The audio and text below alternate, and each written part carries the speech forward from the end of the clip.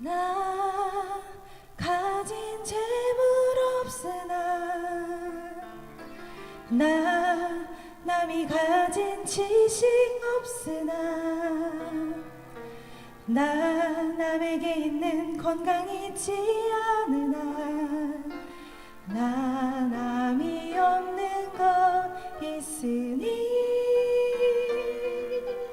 나 가진 재물 없으나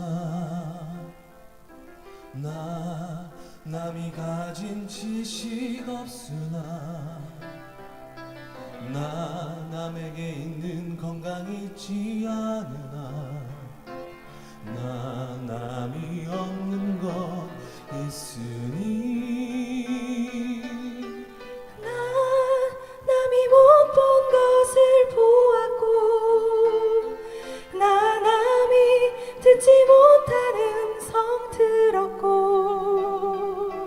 나 남이 받지 못한 사랑 받았고 나 남이 모르는 것 깨달았네. 공평하신 하나님이 나 남이 가진 건 나 없지만 공평하신 하나님이 나 남이 없는 것 같게 하셨네.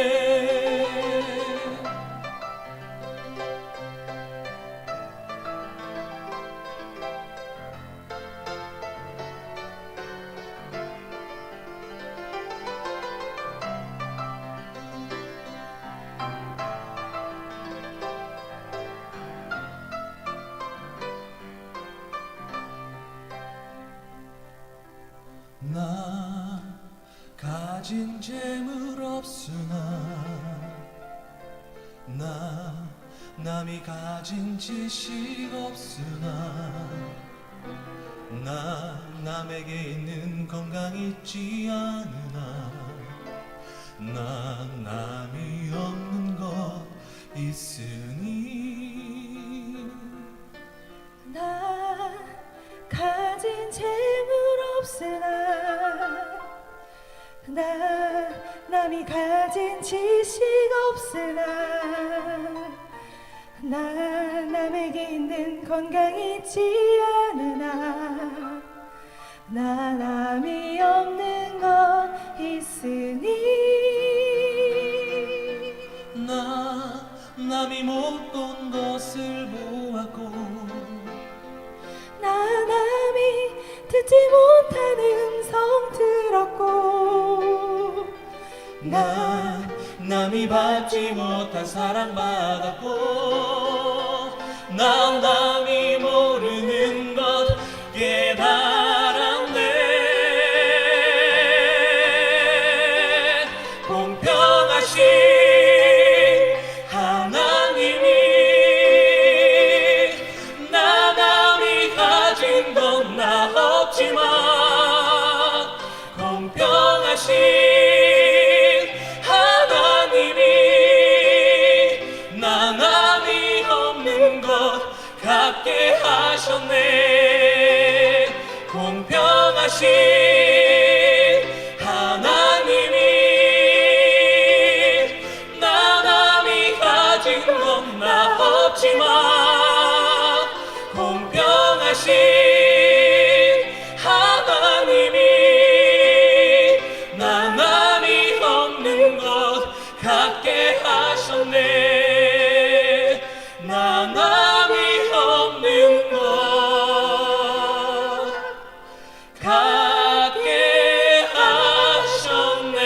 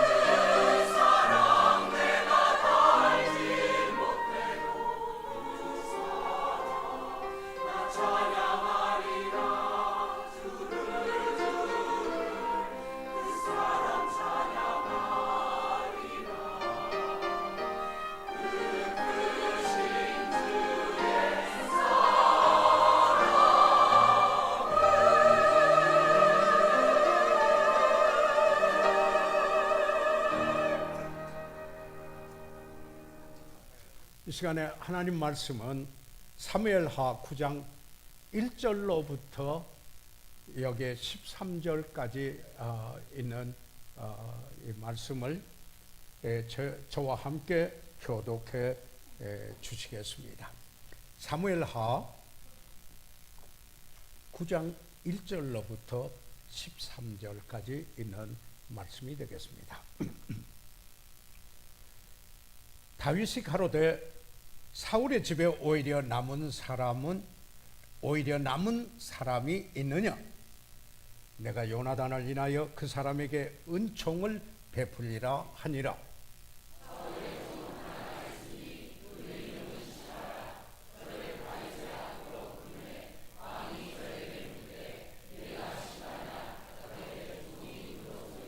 삼절 왕이 가로되 사울의 집에 남은 사람이 없느냐? 내가 그 사람에게 하나님의 은총을 베풀고자 하노라. 시바가 왕께 고하되 요나단의 아들 하나가 있는데 절뚝발이니이다.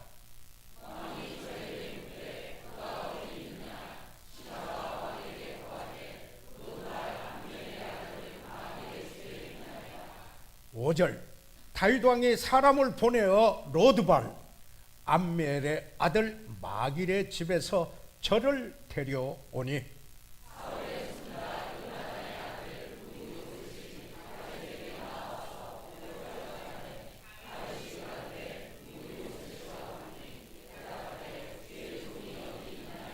(7절) 다윗이 가라되 무서워 말라.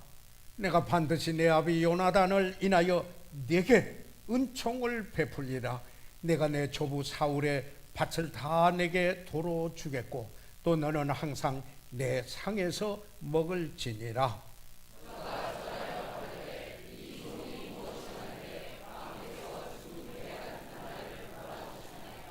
9절 왕이 사울의 사환 시바를 불러서 이르되 사울과 그 온 집에 속한 것은 내가 다 내 주인의 아들에게 주었노니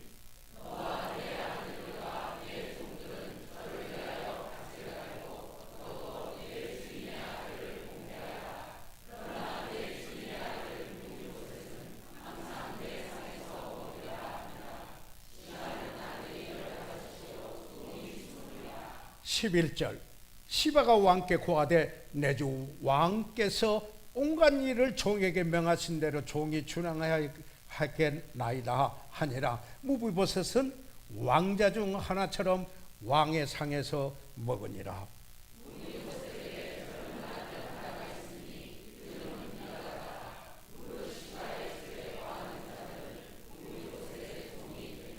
(13절) 다 같이 함께 읽겠습니다. 시작. 무비보셋이 항상 왕의 상에서 먹음으로 예루살렘에 거하니라. 그는 두 발이 다 절뚝발이니라.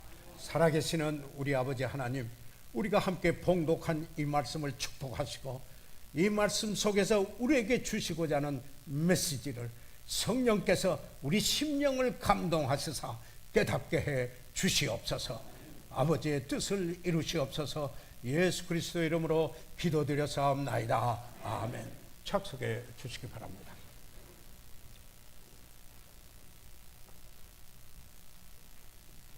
(1725년에서 1807년까지) 이 땅에 살았던 존 뉴턴이라는 목사가 있었습니다. 그는 그의 설교와 저술의 주제는 놀라운 은혜였습니다. Amazing Grace, 놀라운 은혜였습니다. 그래서 그가 우리가 불른 찬송 405장을 작시했습니다. 나 같은 죄인 살리신 주 은혜 놀라워 잃었던 생명을 찾았고 광명을 얻었네. 이 찬송을 작시할 때 그는 자기의 생애를 되돌아보며 삶을 돌아보면서 하나님의 말씀 역대상 17장 16절과 17절에 있는 다윗의 고백을 그 말씀을 바탕으로 해서 이 놀라운 은혜의 이 찬송을 노래하게 되었습니다. 역대상 17장 16절에 보면은 다윗 왕이 여호와 앞에 들어가 앉아서 가로되 여호와 하나님이여 나는 누구오며 내 집은 무엇이간데 나로 이르게 하셨나이까? 여기까지 이르게 하셨습니까? 17절에 하나님이여 주께서 이것을 지금까지 여기에 이르게 하셨던 이것을 오히려 작게 여기시고 또 종의 집에 대하여 먼 장래까지 말씀하셨사오니 여호와 하나님이여 나를 존귀한 자같이 여기셨나이다.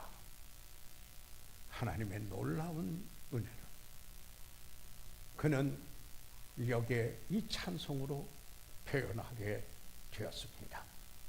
그런데 그가 소천하고 세상을 떠나 하나님께 가고 그 묘비의 그 생애를 요약한 글이 이런 글이 있습니다. 한때 이교도였으며 탕자였고 아프리카 노예 상이었던 존 뉴턴은 우리 주 예수 그리스도의 풍성하신 긍휼로 말미암아 용서받고 크게 변화되어 마침내 성직자 침례교회 목사가 되었으며 자신이 그토록 오랫동안 부인했던 바로 그 믿음을 전파하며 버킹엄에서 16년간을 교회에서 무려 24년간을 섬겼다. 그 묘비에 새겨진 글인 것입니다. 놀라운 은혜였다라는 말씀입니다. 성경에 나오는 이 은혜라는 말, 헬라어로는 카리스, 히브리어는 헨 또는 한헨이라고도 이렇게 표시하는 이 말입니다. 이 뜻은 받을 자격이 없는 사람에게 그저 베풀어 주시는 은총을 말합니다. 갚을 수 없는 사람에게 베푸는 특별한 혜택을 가리켜서 은혜라 이렇게 말합니다. 성경을 읽어보시면은 잘 아시는 바와 같이 은혜를 말하는 여러 일들이, 사건들이, 그리고 기록들이, 그 역사적인 일들이 많이 있습니다. 그런데 그 중에 다윗 왕과 이 무브셋에게 행한 것은 아마 대표적인 하나님의 은혜를 잘 묘사한 아름다운 실제 있었던 역사적인 이야기인 것입니다. 다윗은 그의 앞에 있었던 왕 사울 왕, 그리고 그의 친구, 자기를 생명처럼 사랑해 주었던 사울 왕의 아들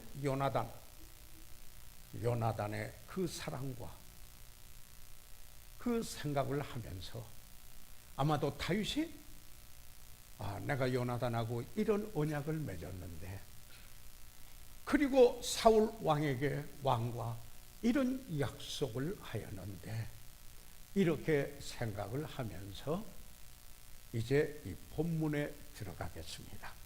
이 본문에서 그래서 1절에 돌아와서 이렇게 합니다. 다윗이 가로되 왕이 됐어요. 사울의 집에 오히려 남은 사람이 있느냐? 왜냐하면은 그 당시 관례는 왕조가 바뀌면은 여기에 새로 왕이 되는 분도 후환을 위해서 없애려고 했고, 그리고 앞에 왕조 사람들은 살기 위해서 도피를 했습니다. 그런데 지금 다윗이 왕이 돼서 가로되 사울의 집에 그 앞에 있는 왕의 집안에 오히려 남은 사람이 있느냐? 누가 있느냐? 이렇게 묻습니다. 아마 다윗의 마음을 모르는 사람들은 깜짝 놀라고 무슨 비극이 일어나려고 하느냐? 이렇게 생각했을 것입니다. 그런데 바로 그 다음에 내가 요나단을 인하여 요나단 때문에 그 사람에게 은총을 베풀리라, 은혜를 베풀리라고 베풀고자 한다. 한숨을 쉬었을 것입니다. 여기에 인류에 대한 하나님의 사랑, 은혜와 그 총애, 여기에서 그 은총을 말하고 있습니다. 자, 그걸 말하는데 그 은혜가 어떤 이야기입니까? 이렇게 시작이 됩니다.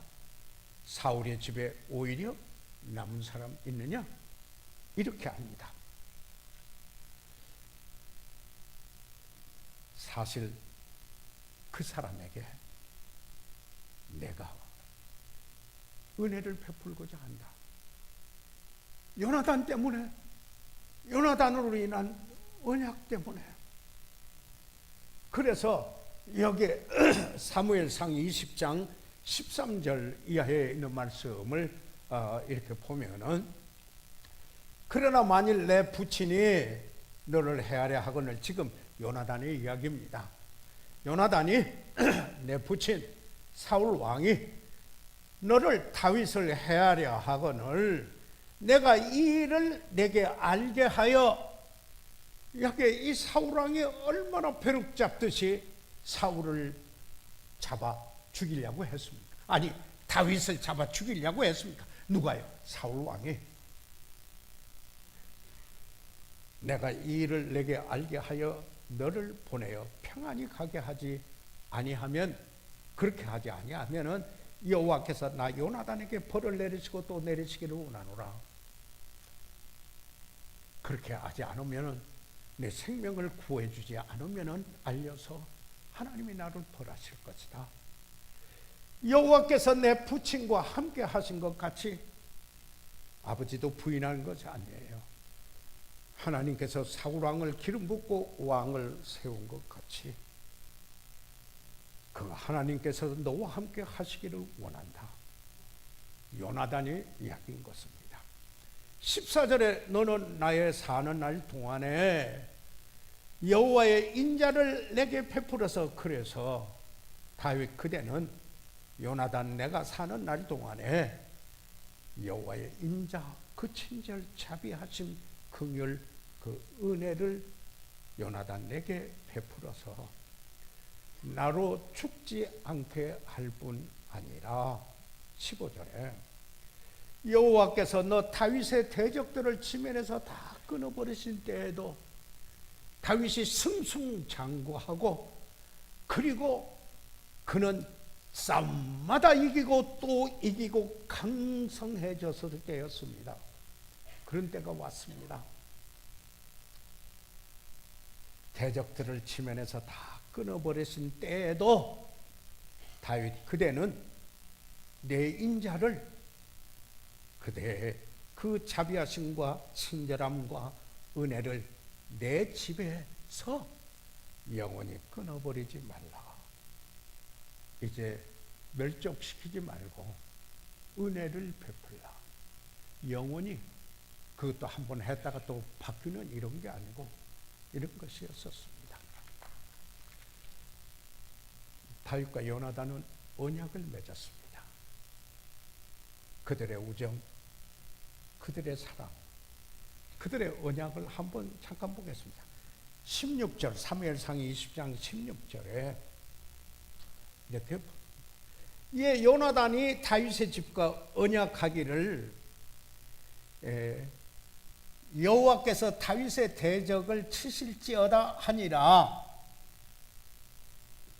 요나단이 다윗을 사랑함으로 그로 다시 맹세케 하였으니 이는 자기 생명을 사랑함 것 같이 그를 사랑함이었더라. 그래서 요나단이 다윗의 집과 언약했습니다. 요나단은 다윗을 사랑하되 자기 생명처럼 사랑했습니다. 그래서 이와 같은 그 다윗과 요나단의 언약이 약속이 이루어진 것입니다. 그것 때문에 그로 인해서 여기에 요나단으로 인하여 이렇게 다윗이 이야기합니다. 그런데 여기 사무엘상 24장에 20절로부터 22절까지 있는 말씀을 보면은 그 전에 배경을 잠깐 생각하면 이 사울 왕이 다윗을 죽이기 위해 벼룩차듯이 쫓아다녔습니다. 그래서 다윗하고 그 다윗의 사람들이 군사들이 굴 깊은 곳에 숨어 있었습니다. 그런데 사울 왕이 다윗을 찾아서 쫓고 쫓아오다가 피곤해서 잠을 붙이기 위하여 그 굴로 들어온 것입니다. 그래서 잠이 들었어요. 이때 한번 말씀을 보시죠. 이런 배경을 생각하면서 사무엘상 24장 20절에 보라, 나는 내가 반드시 왕이 될 것을 알고 이스라엘 나라가 내 손의 경고에 설 것을 아노니. 이게 어떤 때 이런 말이 있습니까? 이 지금 사울 왕의 말입니다. 그런데 이 다윗이 죽이지 않고 사울 왕의 옷자락을 잘랐습니다. 왜 그러냐면 자기 생명을 노린 사람이었지만은 하나님의 기름 부음을 받은 왕이었다. 그래서 손을 대지 않습니다. 하나님의 마음에 맞는 사람입니다. 단지 옷자락만 잘라가지고 와서 나중에 죽일 수 있는데 안 죽였다. 그리고 그 신하들을 책망하기 위하여서 그래. 그런데 그 자체마저도 마음에 찔린 겁니다. 이것을 나중에 사울이 알고 사울 왕이 한 말이 보라, 나는 내가 반드시 왕이 될 것을 알고 다윗에게 사울 왕이 알고 이스라엘 나라가 내 손에 경고에 설 것을 아노니. 나도 안다. 그런 말입니다. 그런즉 너는 내 후손을 끊지 아니하며 내 가족 멸절시켜서 후손이 없어지도록 하지 말고 내 아비의 집에서 내 이름을 멸하지 아니할 것을 이제 여호와로 내게 맹세하라. 사울 왕이 이야기합니다. 내게 맹세해다오. 22절 다윗이 사울에게 맹세하며 사울은 집으로 돌아가고 다윗과 그 사람들은 요새로 올라가니라. 이게 사울 왕의 와의 맹세였습니다.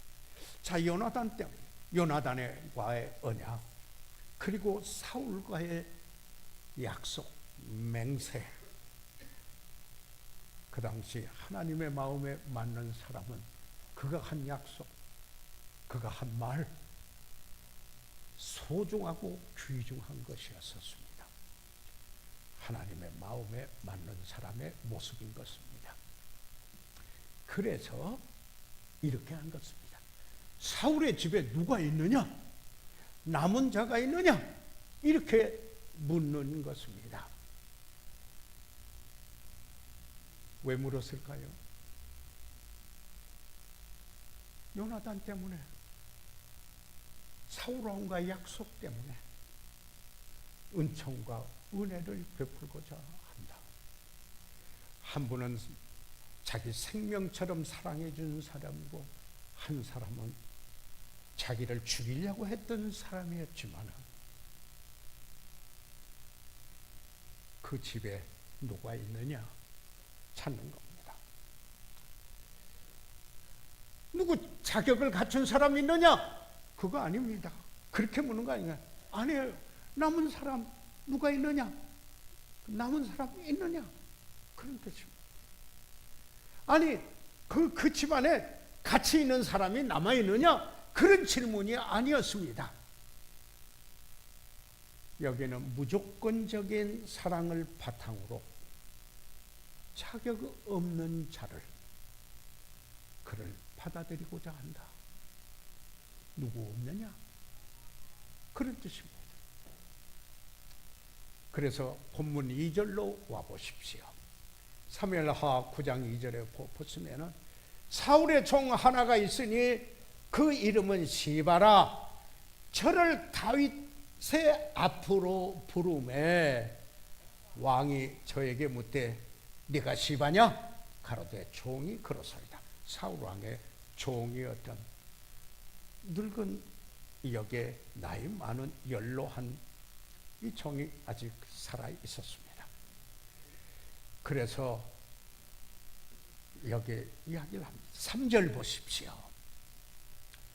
왕이 가로되 사울의 집에, 이 다윗 왕입니다. 이제 왕이 가로되 사울의 집에 남은 사람 없느냐? 1절에서는 남은 사람이 있느냐? 그리고 3절에서는 또 사울의 집에 남은 사람 없느냐? 철저하게 이 두 가지 긍정과 부정을 다 사용해서 철저하게 은혜를 베풀고자 하는 사실을 여기서 찾아볼 수가 있습니다. 내가 그 사람에게 하나님의 은총을 베풀고자 하노라. 시바가 왕께 고하되 요나단의 아들 하나가 있습니다. 그런데요, 그분 절뚝발입니다. 우리 성경에 번역된 표현대로 제가 그대로 인용하겠습니다. 절뚝발입니다. 두 발을 쓰지 못하는 장애인입니다. 이런 것입니다. 그러니까 이런 말입니다. 지금 시바는 오히려 왕에게 궁정에 맞는 사람이 아닙니다. 이런 뜻입니다. 심각한 장애인이에요. 불편을 줄 사람이에요. 이런 이야기입니다. 그렇지만 다윗의 질문은 그게 아니었습니다. 남은 사람이 있느냐? 남은 사람 없느냐? 그게 시바는 신하는 그가 심각한 장애인입니다. 절뚝발입니다. 아니 그게 아니라 누구 있느냐? 하나님의 은혜를 베풀고자 하는 것이요. 아니 그에게 요나단 때문에 사울 왕과 맹세 때문에 은혜를 베풀고자 한 것입니다. 자, 그래서 4절로 오시기 바랍니다. 우리 사무엘하 9장 4절에 보면은 왕이 저에게 묻되 그가 어디 있느냐? 지난번에 1절과 그 3절에서는 남은 사람 있느냐? 그런 사람 없느냐? 그렇게 물었는데 여기는 이제 있습니다. 그런데 절뚝발입니다.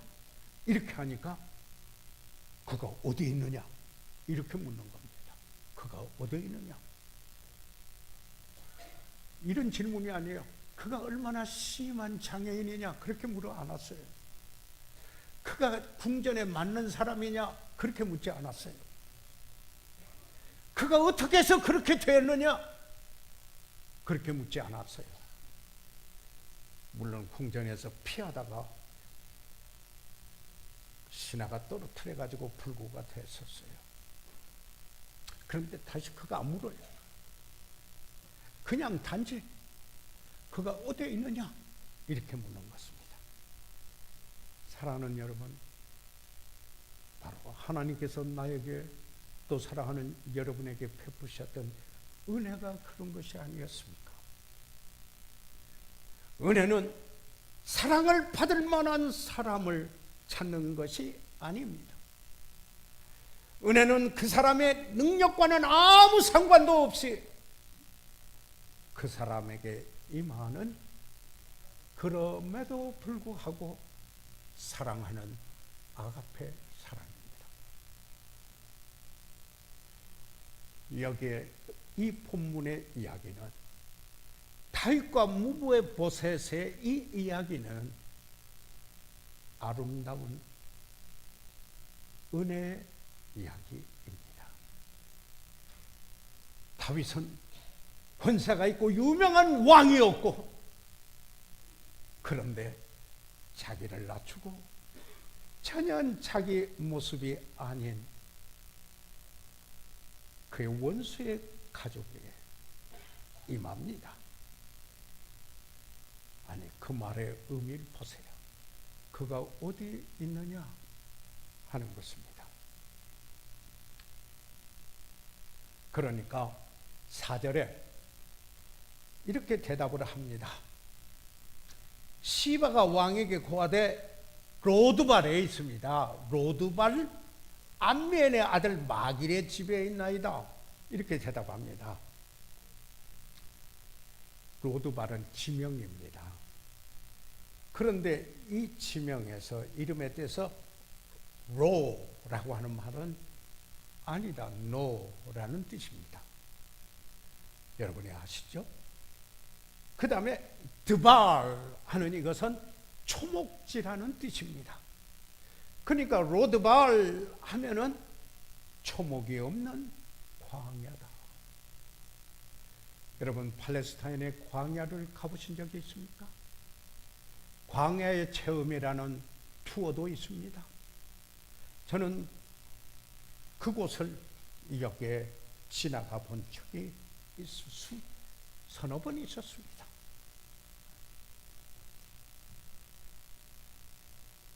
이 요나단의 아들 무비보셋이 팔레스타인의 외딴 광야에서 살고 있었습니다. 도망갔어요. 왜요? 후한 때문에. 아니, 왕이 되는 그분도 반란을 일으킬까봐 없애려고 했고, 그리고 또 생명을 여기에 이제 그 보존하기 위해서 전 왕족의 식구들은, 가솔들은 도망을 가서 숨었습니다. 지금 그런 일이 일어난 겁니다. 여기에 무비보셋은 광야에서 숨어 있는 비참한 모습의 한 사람이었습니다.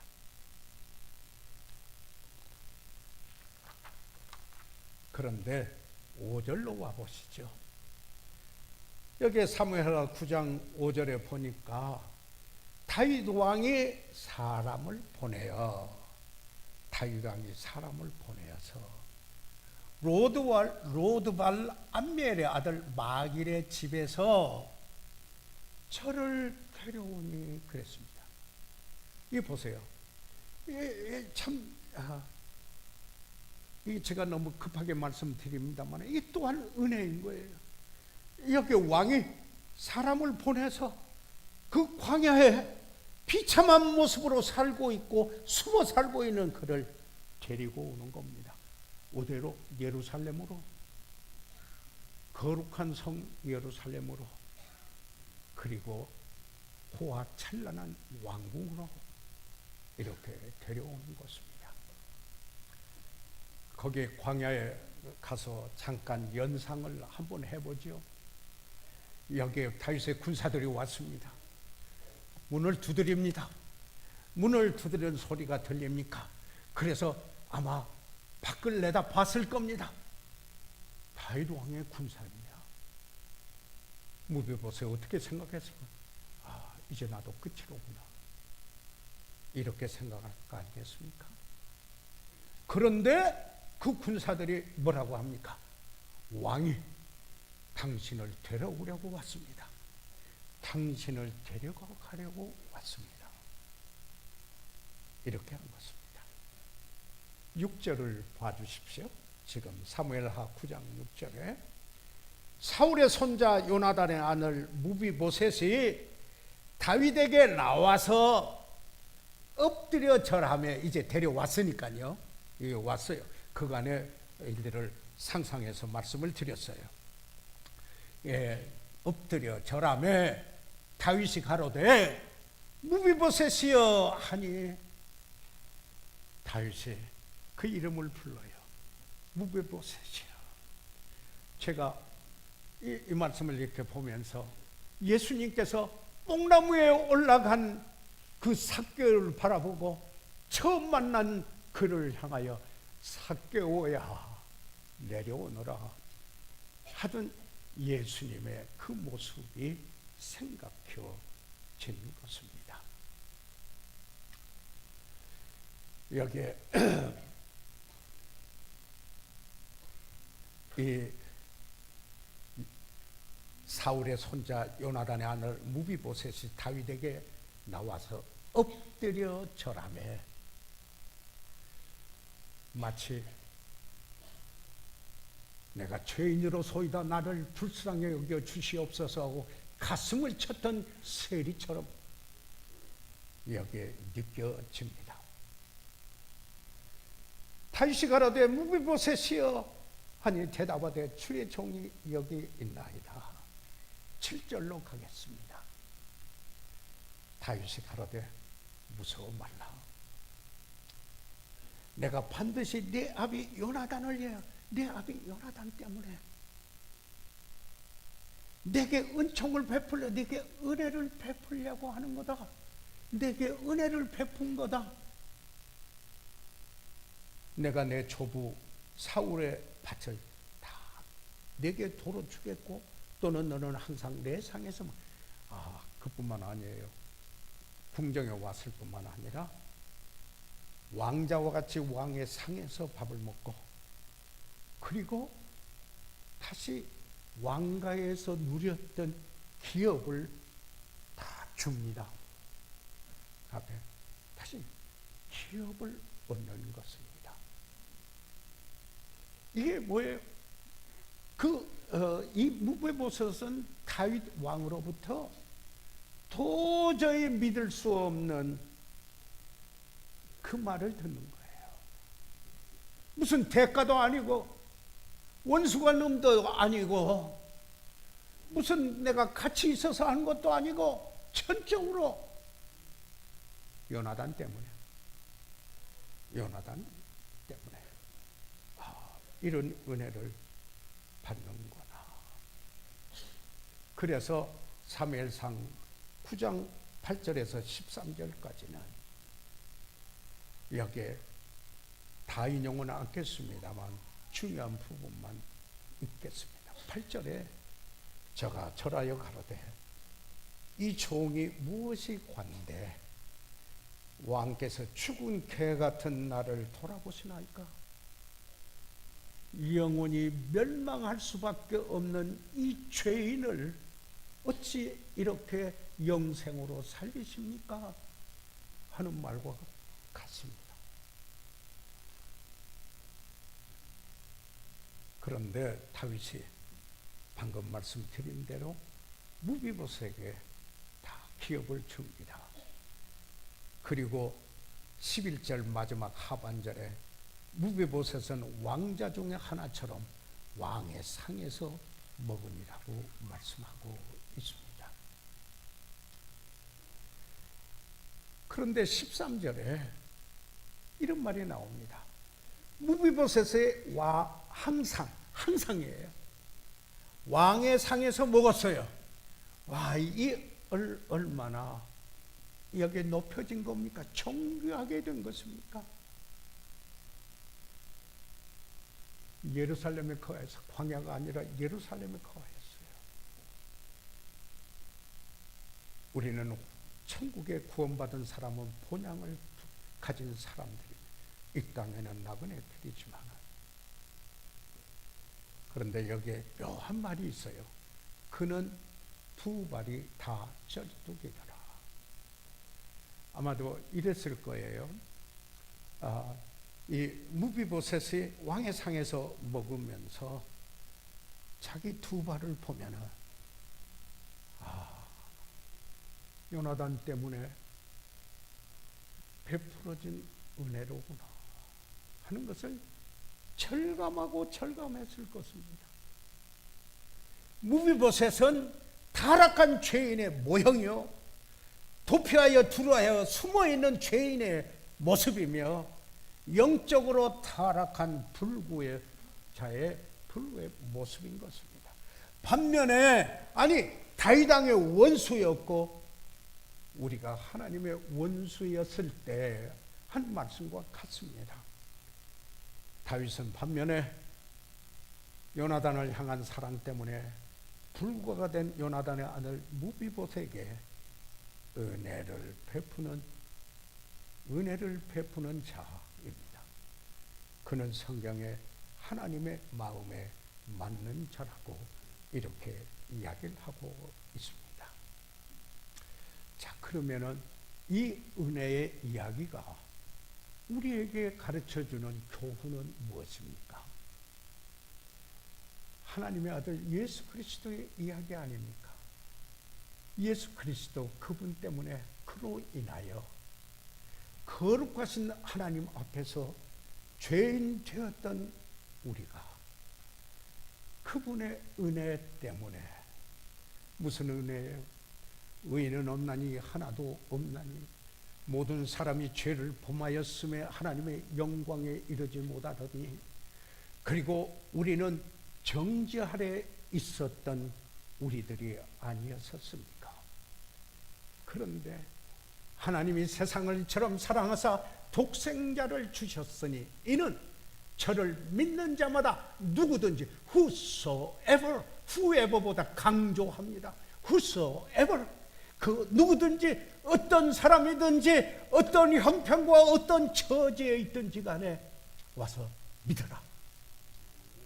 그러면 죄사함을 받고 영생을 얻을 것이라. 그렇기 때문에 우리가 아직 죄인 되었을 때 그리스도께서 우리를 위하여 죽으심으로 하나님께서 우리에게 대한 자기의 사랑을 확증하셨느니라고 말씀하고 있습니다. 로마서 6장 23절에 죄의 싹은 사망이요, 죄의 대가는 하나님으로부터 영원히 분리되는 것이었습니다. 그러나 하나님의 은사, 선물은 그리스도 예수 우리 주 안에 있는 영생이니라. 사망 대신에 영생, 그분의 생명을 예수님 때문에 선물로, 하나님의 선물로 받은 것입니다. 제가 구원받았을 때 베스킨 목사님이 말씀하셨던 에베소서 2장 8절 9절 말씀은 제 평생 제가 붙들고 있는 말씀 중에 하나입니다. 너희가 그 은혜를 인하여 하나님께서 죄인을 사랑하시어 죄는 미워하시되 죄인은 사랑하셔서 그의 아들을 희생시켜 십자가에서 죄값을 치르게 하시고 은혜를 베풀어 피 흘림이 없은즉 죄 사함이 없다라고 말씀하였습니다. 그 사실을 깨닫고 은혜를 깨닫고 바로 나를 위해서구나 하고 믿음으로 받아들여서 구원을 얻었나니 이것이 너에게서 난 것이 아니요 내 행위에서 난 것이 아니고 내가 자랑할 것이 아니고 내가 무엇한 것 때문에 아니라 하나님이 주신 선물, 은혜로 주신 선물입니다. 내 자신을 자랑할 게 아무것도 없고 자랑하려면 하나님뿐이 자랑할 게 없어요. 베스킨 목사님이 구원 초청을 하면서 이렇게 이야기했습니다. 구원은 죄의 형벌로부터 건짐을 받고 하나님의 자녀가 되는, 영접하는 자, 그 이름을 믿는 자들에게는 하나님의 자녀가 되는 권세를 주셨으니 되는 것은 첫째, 이건 선물인데, 은혜를 주신 선물인데, 이걸 바로 당신의 믿음의 부분은, 믿음의 파트는 구원받고자 한다. 죄 용서를, 하나님 앞에서 죄의 용서를 받고자 한다. 그러므로 두 번째, 이게 선물이, 구원은 선물이라는 것을 믿어야 한다. 믿었으면 와서 받아요. 그래서 제가 나갔어요. 그랬을 때 김대현 목사님이 그때 통역을 했어요. 나와서 제 옆에 와서 상담해. 그런데 저는 이미 제 속에서 해결을 봤어요. 저는 그 당시 실존주의에 엄청나게 빠져서 과연 내가 누군가 하고 헤매던, 그리고 제 일기장에다가 제가 이렇게 썼어요. 정신적인 불구자인 그대여, 제 자신을 향하여, 그렇게 썼었어요. 그런데 은혜를 깨달은 거예요. 그래서 나왔어요. 하나님, 제가 죄인입니다. 나는 이제 회개하고 예수 그리스도를 내 마음의 구주로 영접합니다. 저를 구원해 주셔서 감사합니다. 긴 기도로 말한 것도 아니고 천장에 울려 퍼지도록 외치는 것도 아니고, 제 마음속에서 그분이 나의 구주이심을 받아들이고 제 입으로 고백하는 그 순간이었어요. 저는 내 생애를 바꿔놓은, 바로 누구든지 그리스도 안에 있으면 새로운 피조물이라, 이전 것은 지나갔으니 보라 새 것이 되었도다. 제 생애를 바꿔놓은 순간이었습니다. 은혜를 깨달았을 때. 사랑하는 여러분, 이 은혜 때문에 구원받으신 분들 아멘 하십시오. 이제 아직 이 은혜를 깨닫고 있지 못하신 분은 오늘이 바로 구원받을 날이다. 은혜 받을 만한 때다. 바로 오늘이 그렇습니다. 우리 시간 다 같이 일어나셔서 머리 숙이시겠습니다. 저희들 이 시간 다 같이 일어나셔서 머리 숙이시겠습니다.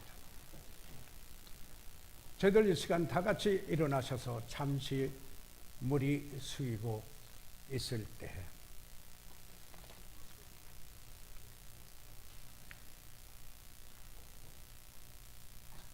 사랑하는 여러분, 내가 하나님의 은혜로 인하여 믿음으로 말미암아 예수 그리스도를 구주로 믿고 구원받아 죄사함 받고 의롭다함을 얻고 영생을 얻은 그 확신이 있습니다. 하나님의 은혜 감사하고 찬양합니다. 그 표시로 손을 들어 펴 주시기 바랍니다. 구원받으신 분 그 은혜로 감사합니다. 손을 내려주십시오. 그러나 혹시 오늘 우리 가운데 아직 이 하나님의 은혜를 깨닫지 못하시고 마치 구원받는 것이 자기의 공덕이나 자기 자신의 이룰 수 없는 노력으로 잘못 생각하셨던 분이 혹시 있습니까? 그러나 오늘 하나님이 나를 사랑하시는구나. 그래서 예수 그리스도를 통해서 은혜를 베푸셨구나. 그분이 나의 구주이시구나. 예수 그리스도를 아직 내가 구주로 영접지 못했으나 그 예수 그리스도를 내 마음의 구주로 영접하기 원합니다. 목사님 기도해 주세요. 그런 분 계시면 잠시 손을 들어 펴 주시기 바랍니다. 조금 더 주저하지 마십시오. 왜 내 마음속에 내가 예수 그리스도를 구주로 믿고자 합니다. 내가 아직 예수 그리스도를 구주로 믿지 못했으나 이제 오늘 하나님의 은혜로 인하여 믿음으로 말미암아 구원받는군요. 네, 저를 위해서 기도해 주세요. 네, 그러겠습니다. 기도하겠습니다. 살아계신 우리 아버지 하나님, 오늘 여기에 하나님의 놀라우신 은혜를 깨닫고 주 예수 그리스도를 구주로 믿고 자신 그들을 성령께서 감동해 주시옵고, 아버지 하나님, 참으로 하나님 앞에 회개하며 예수 그리스도를 구주로 믿는 놀라운 성령의 역사가 이루어지시옵소서. 하나님의 은혜가 아버지 하나님 임하시옵소서. 예수 그리스도 이름으로 기도해 사옵나이다.